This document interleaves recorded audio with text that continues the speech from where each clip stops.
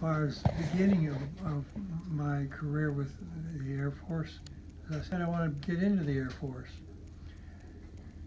And when I found out that I didn't qualify, for whatever reason I never found out, I just waited for the draft to take effect. And it did in October of '44. And that's when I was called up for selective service in the Army. And I was temporarily in Minnesota at the time, so I went to Fort Snelling at St. Paul and was inducted there. And that's when they wanted me to go in the Marines, I wanted to go to the Navy, I wanted to go to the regular Army. I says, no, I want to be in the Air Corps and be a flyer. And they said, well, you can't do that. You know, you've got to pass a lot of tests. I said, well, let's see if I can pass them. And I said before, took 3 days of tests and passed them all and qualified.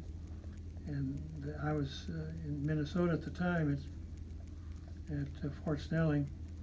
And so once I qualified for aircrew training, whatever it might be, well, pilot training is what it was, they sent me to Shepherd Field, Texas, and that's Wichita Falls.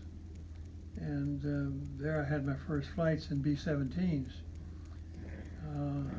So we went from there to Yuma, Arizona. Well, first I went to college at Cedar Falls, Iowa, which is part of the aircrew training to get that background. We learned a lot about map reading and different things that had to do with flying. And then the order came that they had too many pilot trainees, and I'd have to make another selection. And then they offered me radio operator, mechanic, commission to fly a glider, and I stayed away from that as far as I could because I knew quite well what was going to happen to the gliders, and they did. Most of them crashed.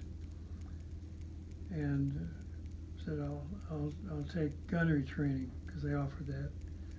So then I was sent to Arizona to become a aircraft gunner, and from there I had my wings, and I still got them. I'll pick it up here, might be in my room, and went on from there.